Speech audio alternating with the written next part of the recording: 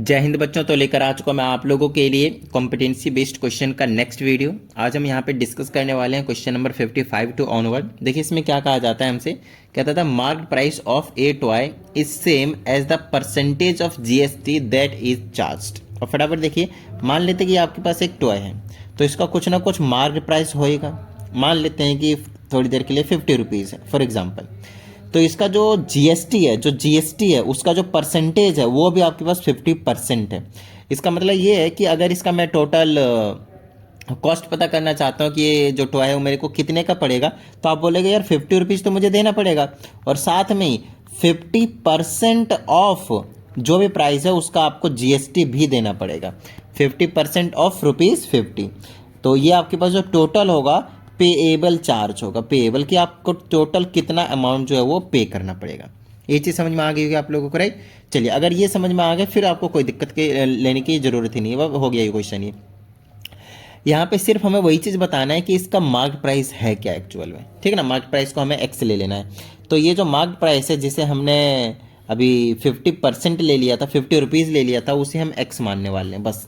तो इसे हमने एक्स मान लिया और जीएसटी जो है वो क्या होगा आपके पास x% होगा। हमें यहाँ पे बोल रखा है ₹24 है इंक्लूडिंग जीएसटी। तो सेम चीज़ अभी जो मैंने आपको समझाया कि x रुपीज़ तो हमें देना ही देना है, साथ में x% किसका, ऑफ x का, मतलब मार्केट प्राइस का आपको देना है। तब जाकर आपके पास कितना चार्ज किया जा रहा है, 24 रुपीज़ में। हमसे कहा गया कि इक्वेशन फॉर्म करो और वहाँ से आपको वैल्यूज़ निकालने हैं। This will be your x and x divided by 100 which is percentage actually times x which is equal to 24. Then it can be written as x plus x square by 100 that is equal to 24. On LHS just take LCM, it will be 100 and it will be 100 times x plus it will be x square that is equal to 24. Cross multiply, you will get a quadratic equation and that would be like it will be x square plus 100 times x is equal to 2400, ठीक है। Next x square plus 100x, इसको आप left hand side ले आइए तो it will be -2400 that is equal to 0। इसे factorise कर दें, इधर आप अप्लाई कर सकते हैं क्वाड्रेटिक फार्मूला और you can do the middle term, right. तो ये हो जाएगा आपके पास एक्स स्क्वायर, इसे मैं लिख देता हूँ 120 x minus 20x, it will B 100 and multiply करने के बाद -2400 भी आपके पास निकल कर आ जाने वाला है, राइट। चलिए तो यहाँ से x कॉमन ले लेता हूँ, it will B x plus 120, minus common ले लें यहाँ पे 20, उसके बाद ये हो जाएगा आपके एन आपके पास 100 plus 120 that is equal to 0। यहाँ से x की वैल्यू आपके पास दो आएंगे, 120 एंड अनदर वन इज -120। तो -120 is not possible, so value of x is 20।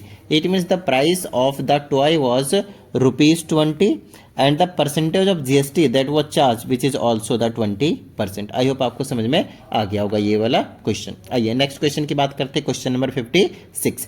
बड़ा ही इंपॉर्टेंट क्वेश्चन है और कमाल वाली बात ये है कि ऐसा इससे में जो क्वेश्चन है आपके पास RS करवाल के एग्जाम्पल में भी है और एक्सरसाइज में भी है, तो कोई दिक्कत वाली बात नहीं। ऑलरेडी मैंने आप लोगों को इस टाइप का एक जो क्वेश्चन है वो करवा रखा हूँ, राइट।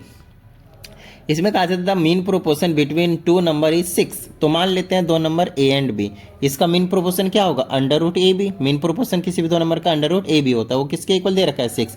बोथ साइड स्क्वायरिंग करके लिख दीजिए AB इज इक्वल टू 36। 6 का स्क्वायर क्या होता है आपके पास, 36। आई बात समझ में, ठीक है। And there third proportion is 48। Third proportion का मतलब ये ऐसा होता है A/B is equal to B/C। तो ये जो C है ना, C आपको दे रखा है आपके पास 48, तो आप इसे ऐसे लिख सकते हैं A/B and B continued proportion में लेना होता है तीसरे वाले को और कुछ नहीं, ठीक है ना। तो ये हो जाएगा आपके पास 48। यहाँ से क्रॉस मल्टीप्लाई कर दें तो आपको पता चल जाएगा it will be B² that is equal to 48 times A। यहाँ से आप A की वैल्यू निकाल दें, इट विल बी B²/48 और इसे आप सेकंड इक्वेशन बोल दें और इस वाले का हमने फर्स्ट बोल ही रखा है। सेकंड से फर्स्ट में वैल्यू को आप पुट कर दीजिए, किसकी, A की वैल्यू। सो A की वैल्यू आप रख सकते हैं B²/48 मल्टीप्लाई में B that is equal to 36। First में हमने पुट कर दिया value of A, nothing else. So it can be written as B³ that is equal to 48 multiply 36, right. Okay great. Now अब यहाँ पे मैं क्या कर सकता हूँ, B³ को ऐसे ही तोड़ दीजिए, छोड़ दीजिए, इसको तोड़ दीजिए, 12 चौका 48 और इसको लिख दीजिए 12 तिया 36। So it will be B³ is equal to 12 multiply 12 और 4 3 जा 12 also. So it can be written as 12 to the power cube, right. Okay, from here we get value of B as 12, right. Now अगर मैं यहाँ पे value put कर दूँ so it will be 12 into 12 square, right. और 48 तो नीचे है ही, 12 चौका 48 4 तिया 12। So value of A will be 3 and value of B will be 12, that's it, ठीक है ना। अब आपसे यहाँ पे क्या बोला, find the two number, we have already found it which is 3 and 12, right. Okay, चलिए नेक्स्ट क्वेश्चन की बात करते हैं। इसमें कहा जाता है Pamela factorise the following polynomial, and वो आपके पास पॉलिनोमियल ये रहा। हमसे कहा जाता है see found the result as this. तो आपको पता करना है कि रिमाइंडर एंड फैक्टर थ्योरम का यूज़ करके कि ये करेक्ट है या नहीं, रिजल्ट जो है करेक्ट है या नहीं, और अगर इनकरेक्ट है तो आपको करेक्ट रिजल्ट बताना है। तो आपको क्या करना है, सबसे पहले यहाँ से x की वैल्यू निकालिए, x + 2 = 0, से value of x will be -2। इस -2 को अगर मैंने इस पॉलिनोमियल में पुट कर दिया, ध्यान समझिएगा, तो पता चल जाएगा कि ये फैक्टर है, राइट। तो मैं पुट करने की कोशिश करता हूँ, 2 -2 to the power cube +3 -2 to the power square, sorry square, yes, -3 -2 -2. Let's check. So it will be 2 multiply -8 plus 3 multiply 4, not -4, only 4. Then it will be +6 -2, and it will be -16 plus 4 3 is 12 plus 6 -2. Okay, तो 12 6 18, 16 2 18 ±0, yes. तो पहला वाला तो factor है। चलो दूसरा वाला put करते हैं इक्वल टू 0 लगाकर, तो x की वैल्यू आ जाएगी मेरे पास 1। तो पुट करने की कोशिश करता हूँ, 1 पुट करूँगा तो 2 + 3 -3 -2, ये कैंसिल, ये कैंसिल, तो ये भी आपके पास फैक्टर है। अगला आपके पास x -2 मतलब आपको 2 पुट करना है, तो 2 पुट करके चेक कर लेते हैं कि ये भी फैक्टर है या फिर नहीं है। तो ये हो जाएगा मेरे पास x 2 का क्यूब है ना, तो 2 एज इट इज छोड़ता हूँ, फिर 2 का क्यूब कर देता हूँ। 2 पुट करना है आपकी बार, क्योंकि यहाँ से x की वैल्यू निकालेंगे तो 2 निकलेगा, ठीक है ना। ये हो जाएगा 3 2 का स्क्वायर -3 × 2, चलिए ब्रैकेट में 2 रख देते हैं, -2। सॉल्व करेंगे तो आ जाएगा 8 2 = 16 प्लस 4 3 = 12 -6 -2। तो यहाँ से तो ये 0 के इक्वल नहीं आ रहा। इट मीन्स पैमेला ने जो फैक्टराइजेशन किया था वो आपके पास गलत है। ये जो थर्ड वाला है वो सही नहीं, ये दोनों तो सही है, कोई दिक्कत वाली बात नहीं, लेकिन ये सही नहीं है, ठीक है। तो अब इसको हम सही कैसे करेंगे, बड़ा ही आसान सा तरीका बताता हूँ। जो सही है उनमें से कोई सा एक चूज कर लिए और उसी से इसको डिवाइड कर दीजिए, ठीक है ना। तो मैं यहाँ पे लिख देता हूँ 2x³ + 3x² -3x -2, इसे आप डिवाइड कर दीजिए, या तो x + 2 से डिवाइड कीजिए, नहीं तो x - 1 से डिवाइड कर दीजिए। x - 1 ले लेता हूँ, ईजी पड़ेगा इसीलिए। तो ये हो जाएगा 2x² और ये हो जाएगा 2x³, फिर -1, जिसको डिवीजन नहीं आता प्लीज़ आकर वीडियो चेकआउट कीजिए, मैंने लॉन्ग डिवीजन पे एक वीडियो बना रखा है। और ये माइनस, ये प्लस, ये कैंसिल, ये बना लेगा आपके पास 5x² -3x -2, then it will be 5x, yes 5x, it will be 5x² -5x, ठीक है। और ये हो जाएगा नेगेटिव पॉजिटिव, ये कैंसिल, ये बना लेगा आपके पास 2x - 2। अब आप ले लीजिए प्लस का 2, सो it will B 2x - 2 tiding tiding tiding tiding 0। सो अब आपके पास ये जो क्वाड्रेटिक पॉलिनोमियल मिलता है, अब हमें इसे क्या करना रहता है, फैक्टराइज। तो इसे 2 2 = 4, तो 4 और 1 ले लो तो बेस्ट रहेगा। तो 2x² + 4x + x, then it will be +2। सो यहाँ से आप 2x को कॉमन ले सकते हैं, it will B x + 2 + 1x + 2। तो यहाँ से आ जाएगा 2x + 1 and it will B x + 2, right. तो एक तो फैक्टर हमने लिया था x - 1, राइट, और दूसरा आ गया आपके पास 2x + 1, और तीसरा आ गया आपके पास x + 2। ऐसे क्वेश्चन हमने आपको बहुत करवाए हैं भाई, ठीक है ना। और ये रहा आपके पास तीनों करेक्ट वाले फैक्टर, ये आपके पास करेक्ट आंसर है, ठीक है ना। मतलब जो पैमेला ने निकाला था वो आपके पास गलत था, ठीक है। चलिए नेक्स्ट आपके पास, आपको A पता है, आपको B पता है, and now you have to find the matrix M if M = something like this. कुछ नहीं है, बस वैल्यूज पुट करने हैं। तो M = लिख दीजिए 1/2 और A की जगह A रख दीजिए, तो -6 0 4 2, फिर माइनस है 2, फिर B है तो B की जगह B की वैल्यू रख दीजिए 1 0 1 3, ठीक है, प्लस में 5 है, फिर I को बोल रखा है आइडेंटिटी मैट्रिक्स। आइडेंटिटी मैट्रिक्स मालूम है ना, लीडिंग डायगोनल में 1 1 होते हैं, रेस्ट के पास आपके पास 0 0 होते हैं, ठीक है। तो M = ये आपके पास देखिए, ये आ जाएगा आपके पास -3 0 आपके पास 2, और ये आ जाएगा आपके पास 1, ठीक है, माइनस। अब 2 से मल्टीप्लाई कर देंगे, आ जाएगा 2। देखिए यहाँ पे 2 से डिवाइड किया था, यहाँ पे 2 से मल्टीप्लाई कर रहे हैं, ठीक है ना। ये हो जाएगा 2 0 2 6। नेक्स्ट 5 से करेंगे तो आ जाएगा आपके पास 5 0 0 5। Got it, okay. अब इनको हम प्लस माइनस कर देते हैं, हमारा आंसर M जो है वो निकल कर आ जाएगा। इनको पहले माइनस कर दूं, चलो पहले प्लस वाले कर देते, इसको प्लस कर देते हैं, जस्ट बोर्ड मार्क्स लगा देते हैं, पहले एडिशन फिर सब्ट्रैक्शन, राइट। तो इसको कर देंगे तो कितना आ जाएगा मेरे पास 2, है ना, ठीक है। और यहाँ यार इसको करेंगे तो आ जाएगा 0, फिर इसको करेंगे तो आ जाएगा 2, और फिर इसको करेंगे तो आ जाएगा मेरे पास 6। उसके बाद माइनस का ये वाला एच छोड़ देता हूँ मैं, 2026। अगर आप देखें तो दोनों ही मैट्रिक्स सेम है, अगर आप सब्ट्रैक्शन करेंगे भी तो you will get zero matrix. तो इसको आप ऐसे लिख सकते हैं, नहीं तो at the end you can write like this, zero matrix. ठीक है, नेक्स्ट है आपके पास क्वेश्चन नंबर 59। बड़ा ही इंपॉर्टेंट क्वेश्चन है, जनरली मैक्सिमम स्टूडेंट्स का जो है ये क्वेश्चन वो डाउट में ही रहता ही है, तो ध्यान से समझिएगा। ठीक है, इसमें कहा जाता है write an nth term of an arithmetic progression AP consisting of all whole numbers which are divisible by 3 and 7। 3 और 7 नहीं बोला, 3 and 7। इट मीन्स आपको ऐसे होल नंबर्स के पता करना है बेसिकली जो 3 से भी डिविजिबल हो एंड 7 से भी डिविजिबल हो। तो 3 and 7 से डिविजिबल होने वाला जो फर्स्ट टर्म होने वाला है, वो आपके पास 21 होगा। उससे पहले का कोई ऐसा नंबर नहीं होगा जो आपके पास डिविजिबल होगा, राइट। मैंने कैसे पता किया, दोनों को मल्टीप्लाई कर दिया, है ना, क्योंकि प्राइम नंबर है, कोई फैक्टर है ही नहीं इनके वैसे भी। तो 3 7 जो 21, उससे अगला वाला क्या आएगा 42, उससे अगला वाला क्या आएगा 63, इसी का ही मल्टीपल होगा नो डाउट। उससे अगला वाला क्या आएगा 84, उससे अगला वाला क्या आएगा 105, 21 5 105, उससे अगला क्या आएगा। इस तरह से आपके पास चलते रहेंगे सभी whole numbers which are divisible by 3 and 7। ये तो मैंने आपको पूरा आंसर ही बता दिया एक तरीके से। अब देखते हैं क्वेश्चन में क्या कहा गया। ठीक है,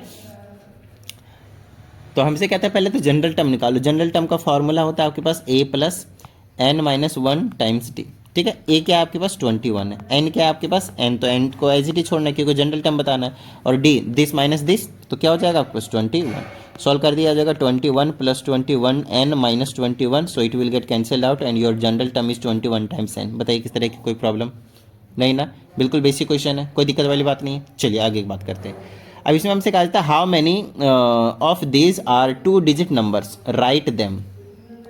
इनमें से 2 डिजिट नंबर वाले कौन कौन से, देखिए 2 डिजिट नंबर वाले कहाँ से स्टार्ट होंगे 10 से, एंड कहाँ पे होंगे 99 पे। तो इनके बीच वाले कौन से ऐसे नंबर है जो 3 और 7 से डिविजिबल होते हैं, 21 है, 42 है, 63 है, 84 है। उसके बाद के सभी 3 डिजिट नंबर वाले हो जाते हैं। कितने मेरे पास 4 है, 1 2 3 4, 1 2 3 4, 4 नंबर्स, और वो सभी नंबर्स का आपको लिख भी देना है 21 42 63 and 84। Got it, okay. Next, find the sum of 10 terms of this AP। इस वाले AP का आपको सम निकालना है, वो भी 10 टर्म्स का। बेसिक सा क्वेश्चन है, तो S10 निकालना है। ये हो जाएगा आपके पास, फॉर्मूला आप लोगों को मालूम होना चाहिए। पहले चलिए लिख कर दिखा देता हूँ मैं आप लोगों को। ये हो जाएगा n/2, 2 times A plus n minus 1 times D।